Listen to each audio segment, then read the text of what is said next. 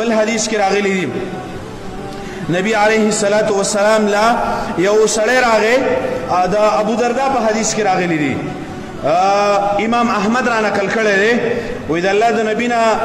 الله نبی وفرمایل الا انبئکم بخیر اعمالکم تاسو ته بهترین عمل نخم ستاسو په اعمالو کې بهترین عمل وازکاها عند ملیککم چې هغه ډیر زیات پاک دی ډیر اوچت وارفعها فی درجاتکم او ستاسو درجات ډیر اوچتیږي په هغې باندې د الله په نسبت باندې ډیر اوچت او ډیر پاک عمل دی او ډیر غوره عمل دی او ستاسو درجې په هغې باندې اوچتیږي وخیر لکم من انفاق الذهب والورق او د الله نبی وفرمایل چې تاسو سره لګوئ سپین لګوئ د دې نه غوره دی د سرو او د سپینو د خرچه کولو نه دا عمل غوره دی وخير لكم او د دینم غوره ده من ان تلقوا عدوا فتضربوا اعناقهم ويضربوا اعناقكم چې تاسو د دشمن سره ملاو شي دشمن تاسو سټونه وي او تاسو د دشمنانو سټونه وهي قتال نم غوره ده قالوا بلا يا رسول الله الصحابه فرمایل و خیرت الله پیغمبره دا کوم عمل دی چې درجې به اوچتیږي د سرو د سپینو د خرچه کولو نم غوره ده او دغه شانته کې د قتال نم غوره ده نو د الله نبی فرمایل ذکر الله ذکر کول ذکر زما عزتمندو الله یادول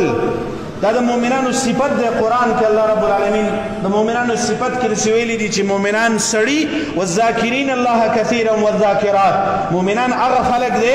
او زنانه او نارینه دا به الله ډیر زیات یادوي د الله نبی او صحابي ته دا وصیت کړو لا یزال لسانک رطبا من ذکر الله دا خپل جبه ټول عمر د الله په ذکر باندې لمده ساته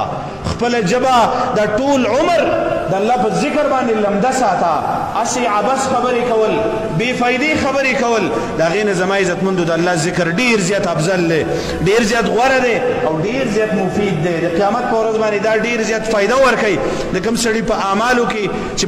د کوم سړي په صحیفه کې چې اذکار ډیر زیاتی ذکر ډیر زیاتی د دې وجه نه زما عزتمندو ذکر ډیر زیات کوي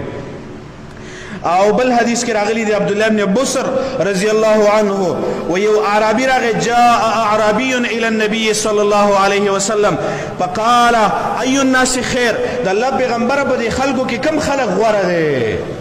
باندې چین براتل د الله د نبی نه پوښتنې کولې ول ای الناس خیر کم خلق ورده فقال طوبى لمن طال عمره وحسن عمله هغه سړی له خوشحالي ده چې عمر ډیر شي او عمل خسته شي عمر ډیر شي او عمل خسته شي زما عزتمندو دسې انسان چې د الله نبی هغه بشارت ورکړی چې د دې سړي لپاره خوشحالي ده د دې سړي لپاره جنت ده چې د عمر زیاتیږي عمل خسته کیږي او به او فرمایل چې یا رسول الله ای الاعمال افضل